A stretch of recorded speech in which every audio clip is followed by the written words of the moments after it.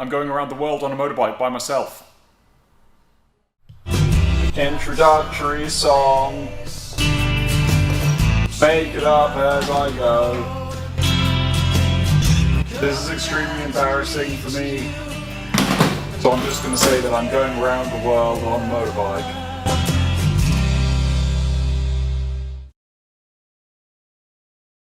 I'm going to ride something like 30,000 miles in I don't know how many days through a lot of different countries.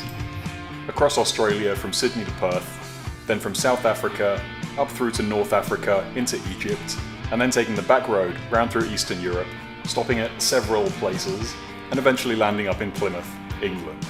I'll be bringing cameras. These ones. I'll be going on my own, so there won't be a cameraman. Everything will be filmed by me. There will also be no support vehicles. I'll be travelling around the world, linking up with myself at the borders, but really, the motorcycle will be on its own. So today is my birthday. Not right now, but when I upload this video, it will be my birthday. So comment below and send me gifts. Now I've decided to make this video as a call forward to my future self. I will be watching this again on my birthday in 2059, aged 70 years old. So, future self, congratulations, you did it. Did what exactly? Well, in case you haven't read the title of this video or seen the thumbnail, I've decided to ride a motorbike from Sydney to Plymouth in England. So firstly, why would I put myself through this? Surely the 76 of Dreams is a much more suitable and capable vehicle for doing this trip, as well as being much more comfortable and safer, and much more likely to make it, and able to carry more supplies. Now unfortunately, to the disgust of my mother, I've spent most of my life living with a motorcycle obsession. When I was living in the UK, I don't think a single day went by that I wasn't on one, even going as far as to co-found a reboot of the University of Sydney's Motorcycle Society. Now this motorbike obsession goes a little bit deeper, even as far as crashing motorbikes, riding this crashed motorbike to hospital, and then riding home again on the crashed motorbike once I was discharged, with a pair of crutches strapped to my back. On the other side, this is where a lot of my engineering incentive came from. After riding back from the hospital, I was off work for a while, so I built an RD350 YPVS engine Kajiva Mito in my bedroom.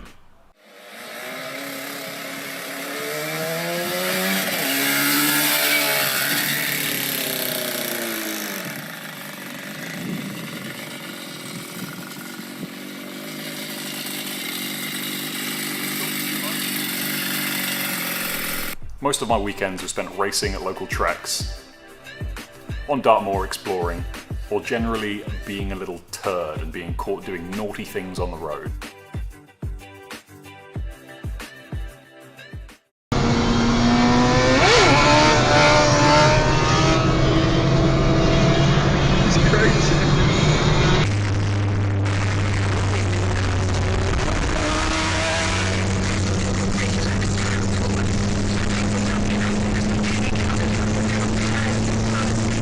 Including fixing smashed up crashed motorbikes that became the result of a lack of skill. I've also been around some of Europe on a Ninja 636, which was pretty uncomfortable, especially in crap weather, rain, freezing cold, camping anywhere and everywhere, including on top of the cliffs of Dover, through France and Belgium, into Germany, reaching our final destination, the Nürburgring, to find the track was closed for the day because it was booked by Mercedes for car testing. Staying in the hotel overlooking the track while we watched, enviously, and stopped off in Amsterdam on the way back for disappointment relief. Fuck you, Mercedes. Now the result of this, aside from having a scrap value in all but one of my limbs, is that I'd say I'm relatively experienced on a motorbike. And another result is that I've owned quite a lot of the things, as you can see. Anyway, let's figure out this trip.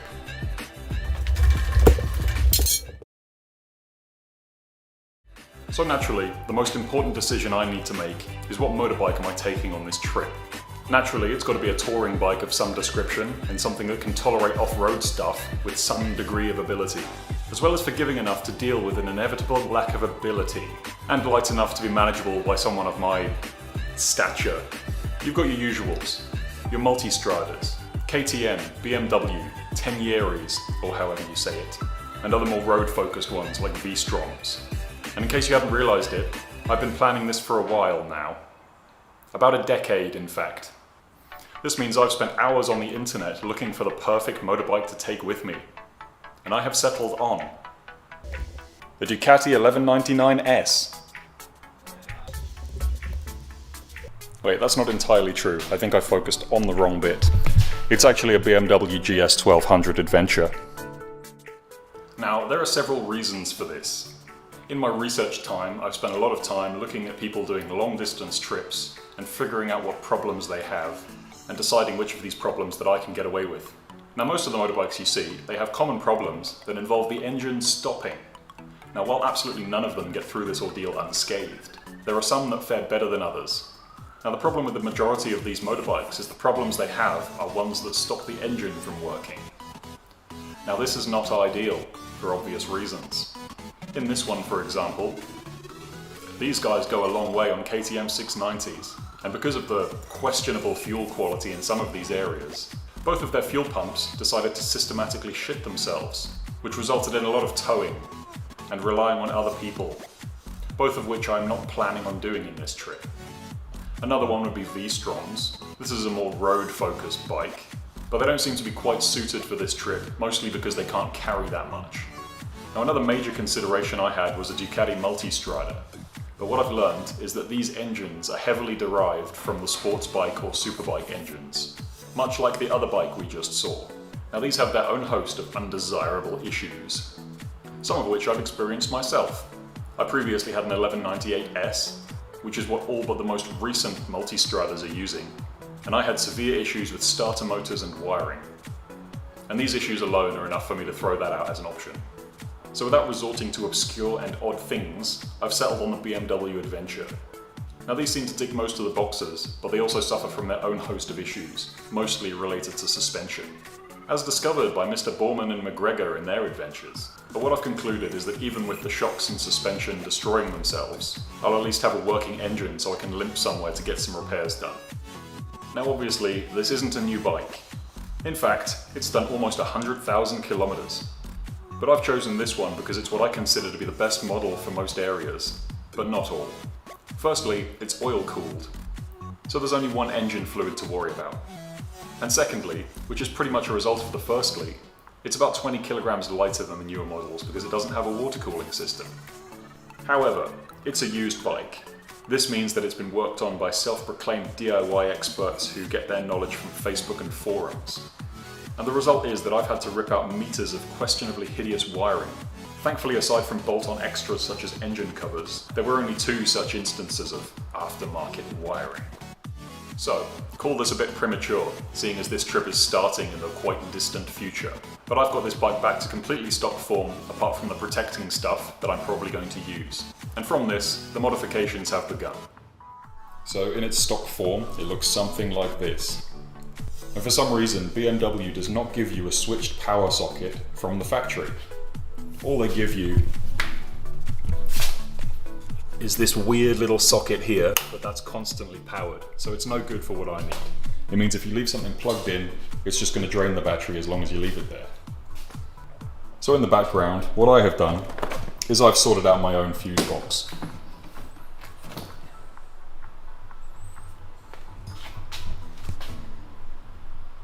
Now, this is a relay powered fuse box, and it draws its power from the battery here into this fused relay, which is 15 amps, and into the fuse box, which has its own bus bars, as well as an earthing point here. Now, seeing as the lights are always on these bikes, I've drawn power for the relay from the tail lights, which basically means as soon as the ignition's turned on, this fuse box has power.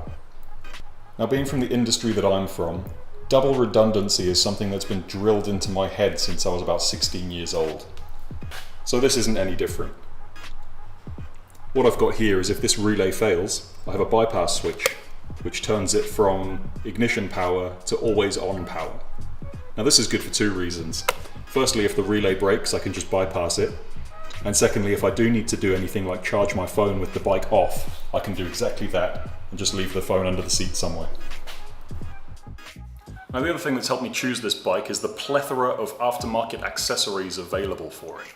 And in this case, it seems like it's almost fate, because it came with a Garmin GPS unit that came preloaded with Africa maps. So that's one expense saved right there.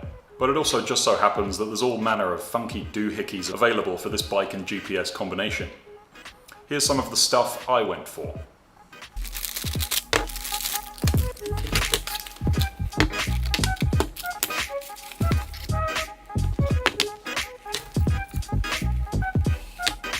So where did all this come from? Seems pretty bespoke. Must be expensive. Well, AliExpress. Anyway, I'll start with this one. It's a GPS bracket. This thing solves two of my issues in one. Firstly, the GPS mounting issue. So the bike came with this bar-mounted RAM mount, which I actually hate. And the worst thing about it is that all the wiring turns with the handlebars. And this means that over time, eventually, something's gonna break. And while it wouldn't leave me stranded, it could definitely leave me lost. So this bracket allows me to mount it to the windscreen crossbar. This means no moving wires, and it's in a much more protected area, considering a GPS is pretty much a lifeline in places with questionable phone signal. The other issue this gadget solves is the where to mount my phone dilemma in areas that don't have questionable phone signal. Well, now this is a phone holder and wireless charger with a USB port that clips directly into the Garmin mount. So time will tell, I guess, but the concept seems perfect. Unless it turns out to be rubbish. But I guess I've got quite a lot of testing time to figure this stuff out. Now there are a load of things that need to be done and modified on this bike to make it suitable, including servicing it to death, splitting the bike in half to change the clutch as a precaution because BMW took until 2013 to realize this was a poor design choice, adding power to the top case for charging cameras and stuff, and generally minimizing my chances of having to walk halfway around the world. I'm also making sure I do everything myself, and there are a few reasons for this. Firstly, it's so I can egotistically make sure everything is done properly. And secondly, so I know exactly how everything comes apart and goes together again. So this means that if anything goes wrong when I'm actually on the trip, I'll be able to fix it myself and not have to be worried about having not done a job before. The final point is that it costs less. And this is the best bit. Now for this trip, failure isn't really an option, mostly because I've already done a call forward to my future self. And as such, I've realised I need to be in a state of peak physical fitness to improve my chances of succeeding in this trip. As a result, I have done something I am both morally and objectively against. I have made an Instagram fitness page. On this Instagram page, you can watch me pick things up and put things down, and make grunting noises while adding inspirational quotes. So I'll be gradually deflabbing myself in the meantime, and when the trip actually starts, I'll be updating my progress as and where I go on my other Instagram page, which is this one. Now the main reason for this is so that when I inevitably drop the bike, I'll be in a position where I can actually lift it up by myself when it's fully loaded. The other thing is, it's been many years since my enduro racing days, and in case you didn't know, enduro racing is one of the most physically demanding things you can ever do. And during my time off, I've got a bit portly. So I've got to fix that before I go. The other thing I need to do is get used to actually riding the bike. The racing I used to do took place on 450s and 250s that weighed about the same as I do. But when your bike weighs about 250 plus kilograms, it becomes a completely different ball game. Now other things I'm going to do are try and make myself a bit more difficult to kill. I'd say in my current state, I'm at least a level 3 paladin, thanks to boxing during uni. And contrary to popular belief, the UK does actually allow guns. But both of these areas need a substantial refresher course. It's time for a montage.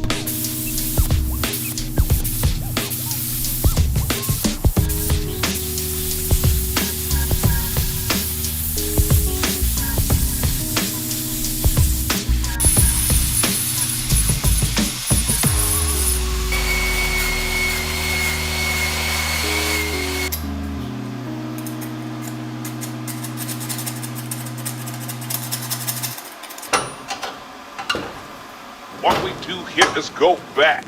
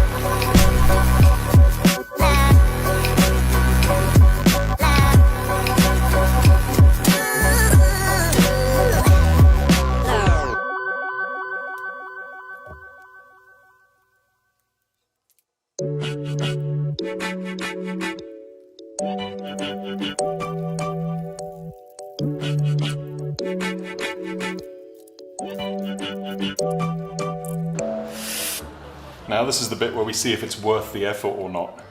So if I switch on my 12 volt power, I should start charging that.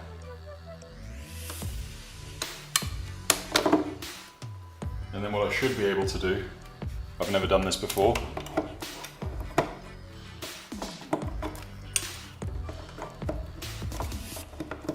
is unsuccessfully clip my phone in here.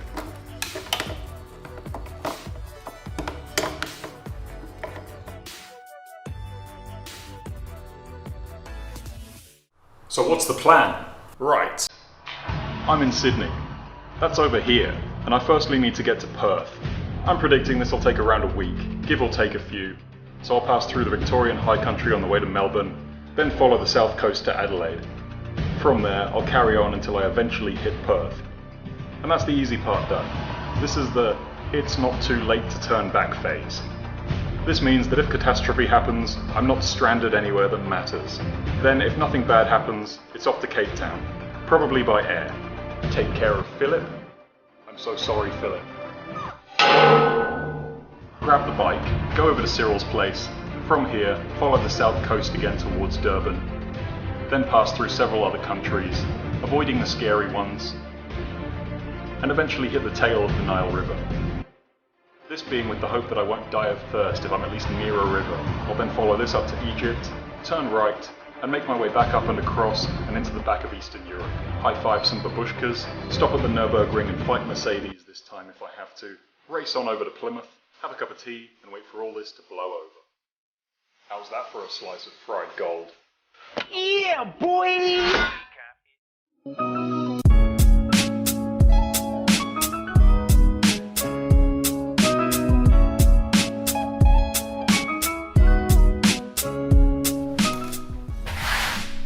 Now obviously, these are the very early stages of the trip. That's why it's called episode 0. And I've got many months of planning ahead of me. I'm predicting about 18 in fact. So there's lots of things to buy, repair, service and test, as well as visas to acquire and transport to arrange. Now as usual, the comments section is open to criticisms and any other such nonsense. But mostly, I guess I'm looking for suggestions and advice, or anything that I'm obviously overlooking. And finally, if I have sent you this video, and you've made it to the end, congratulations, you've got a product that I like a lot, and you should definitely send it to me for free. But only if you've got enough faith in it to think that it'll last the length of the trip. Anyway, for now, I'll be gradually getting everything together, testing the stuff, servicing the utter shit out of the bike, and that's about it. See you in the next episode, motherfucker.